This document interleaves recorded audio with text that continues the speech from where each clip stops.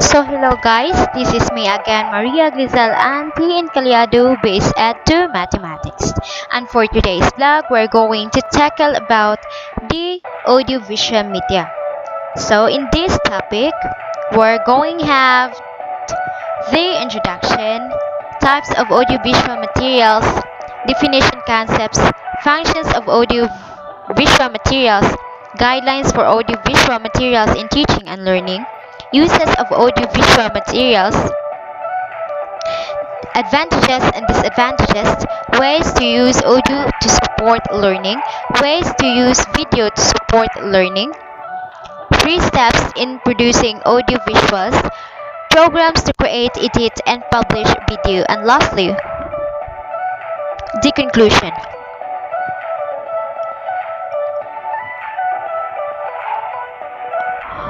So, audiovisual are the most complete resources for teachers. Why? It is because of their availability and versatility, it can contribute much to teaching and research. Next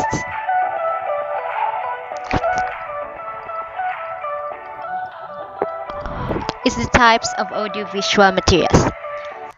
The audio, visual media, and audiovisual media. What is audio materials? It is a tools to convey information through sounds. It is relating to our hearing senses.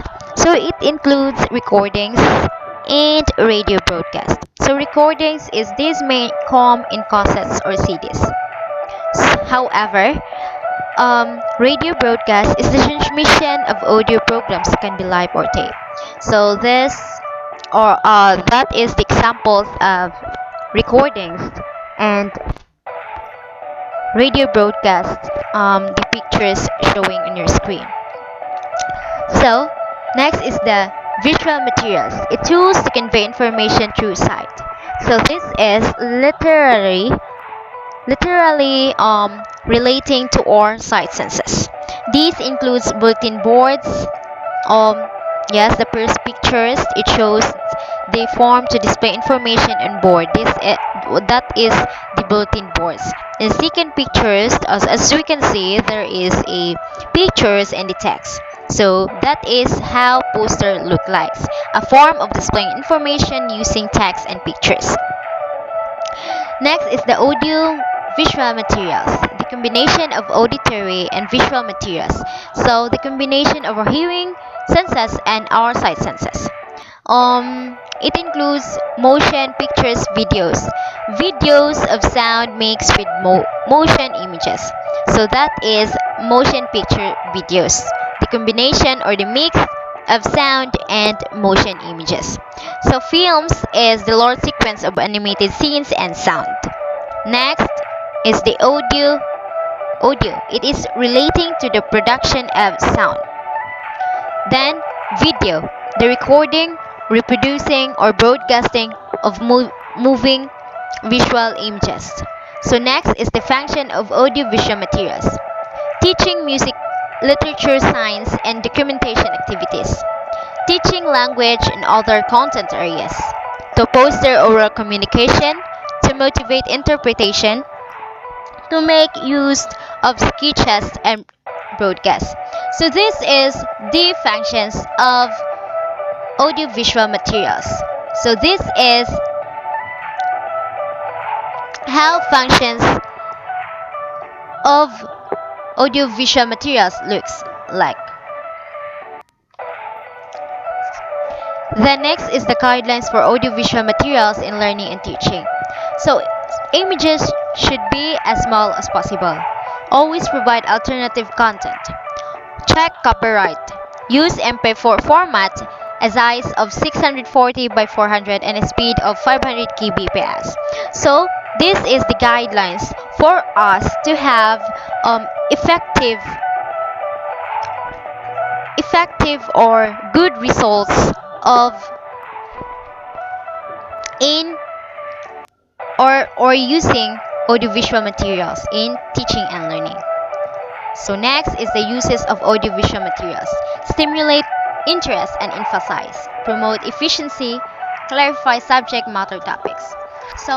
This is the uses of audiovisual materials, stimulating the interest to emphasize and to promote the efficiency and the clarity subject matter topics. Next is the audiovisual materials in teaching, the advantages and disadvantages. The advantages of this is provide diverse teaching techniques for learning. So we can learn techniques out of this and simplify and clarify complex topics, allow students to learn at their pace, can be reused, reduce the quality of asked questions. So this is the advantages of using audio visual materials in teaching and learning. So in the other side, the disadvantages is not all concepts can be taught, and it should be include only images unfit for boards. Then might not guarantee learning. Then to prepare it, good pronunciation is needed, and it can be difficult to understand for children. A good internet speed is required. The proper equipment is needed. So this is the disadvantages of using audiovisual in teaching and learning. So next is the ways to use audio to support learning. Unit broadcasts, weekly updates for teaching materials and current situations. Then live online discussion between two or more people. Next is interviews with subject matter experts.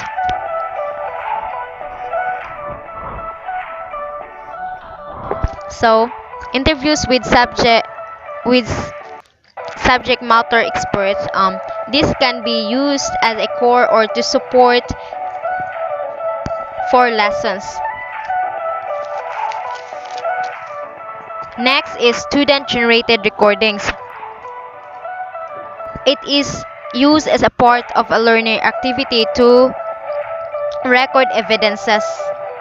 Then recordings of public lectures, those can be repurposed and used for different contexts and subjects.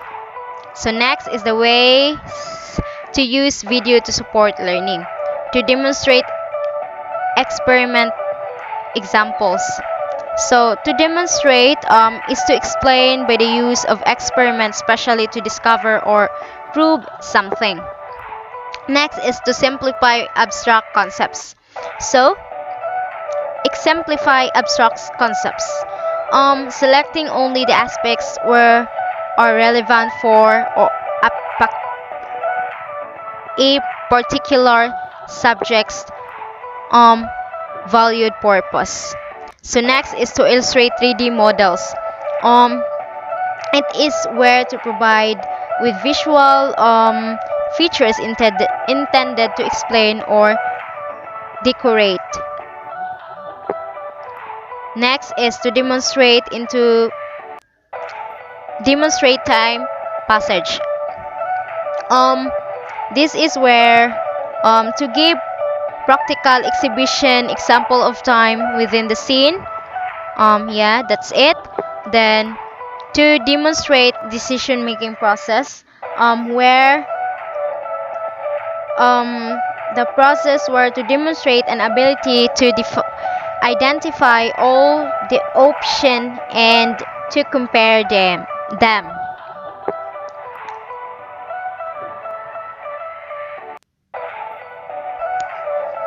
So 3 steps in producing audiovisual. First is planning, the most critical aspects of producing. So this is where planning is the most critical because we should it requires brainstorming, preparation, where to come up a good content, good product. Next is to edit. There are different types of apps we're going to use to edit our videos. Like videos movie maker, it is a free use to edit virtual DJs, free use to edit sounds and videos. QuickTime Pro video editing software.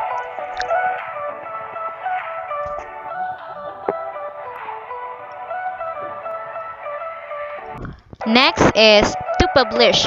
The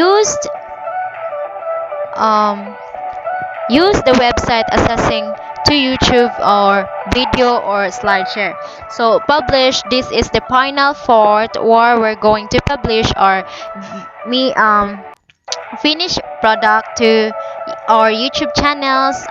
Mostly YouTube channels. It is because it is the most familiar assessing site for us. And then the conclusion.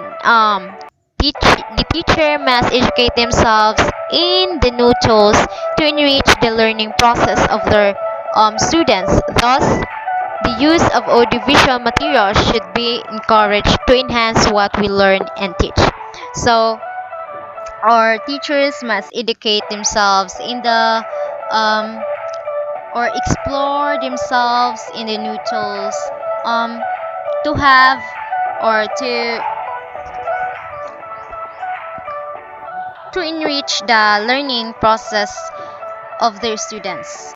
So, to have and to be encouraged to enhance what we learn and teach. So that's it for today. I hope there are some learnings you've gained. Thank you.